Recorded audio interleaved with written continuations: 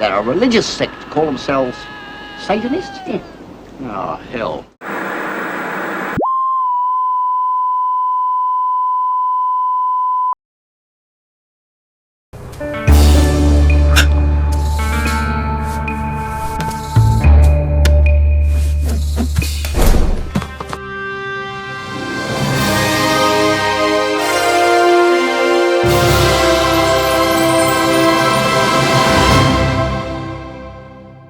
G'day mob, welcome back again to another episode of Quick Dive.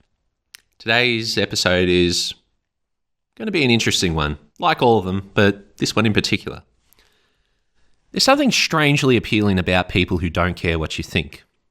And that's exactly what the 1974 Australian cult classic Stone is built on. We'll do what we fucking like! Sandy Harbutt wrote, produced, directed, starred in, and even contributed to the production design and soundtrack of this motorcycle cult classic. He's essentially tied his entire filmmaking resume to this one film. A real shame. Filmed with the participation of the Sydney chapter of the Hells Angels and featuring a funeral procession with around 400 bikie extras, the film originally ran a whopping 2 hours and 12 minutes. Before Mad Max and The Road Warrior, there was Stone. Now Mad Max, we all know and love it. And if you don't, well, I respect your opinion, but I don't necessarily agree with it. So why don't you just piss off? Let's get into the comparisons. Both films feature outlaw bikie gangs, the Gravediggers and Toad Cutters gang. There's even a character in Stone named Bad Max. Bad Max? Yeah. Both centre on police officers as their lead characters. Hey, I've seen this bloke, he's a pig. And both share cast members. Hugh Keys-Byrne, Roger Ward, Vincent Gill, who, good on him, turns up in a lot of my favourites. Now, this is obviously great advertising because there aren't many films like Mad Max, except for maybe Mad Max 2, 3 and Fury Road. So if you somehow find one, bloody oath you've watched the bugger. But that's where the comparisons end. Stone follows an undercover cop moving from one kind of law into another, the high-octane code of the biker. Oh, yeah. Well, that's a good law. After Gravedigger member Toad, Hugh Keys-Byrne, witnesses the assassination of a political figure at a rally, members of the gang begin to be picked off one by one. Reluctant to involve the police, the Gravediggers eventually allow Stone, Ken Shorter, to go undercover within the gang after he saves one of their members from an attempted killing. Some remain wary, while others warm to him. The film traces his assimilation into the gang, offering the young policeman a different outlook on life, one he soon grows to admire. I like the old Gravediggers. I'll be glad to see him any time. I'm not part of the motorcycle scene myself, so I won't pretend to speak on behalf of a subculture I've only seen represented in fiction.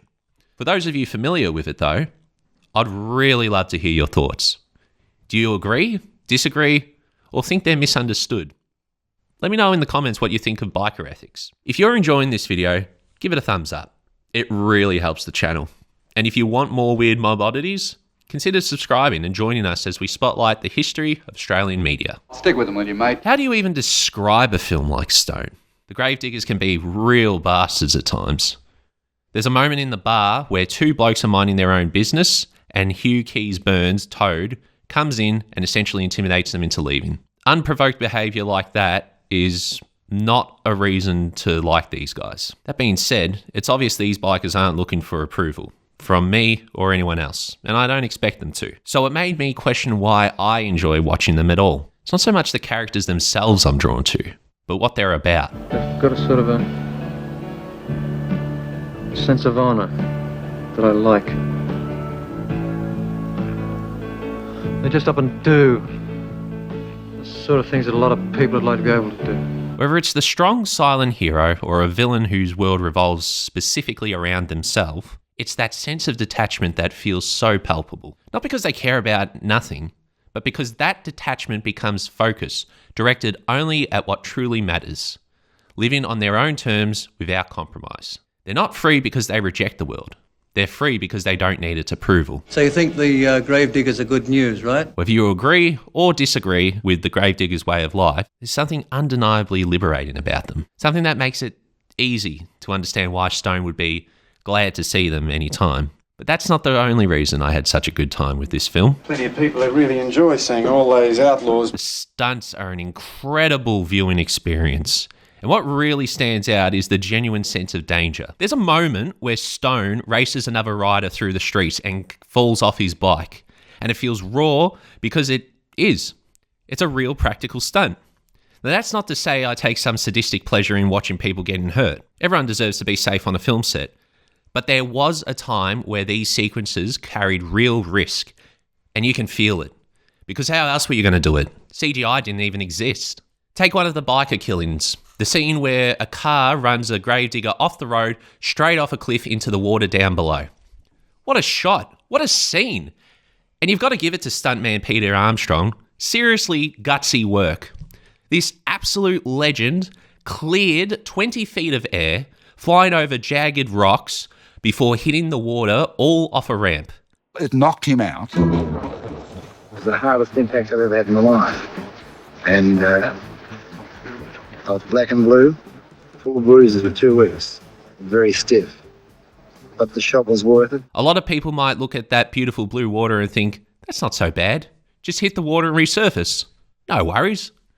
But the drop was around 80 feet.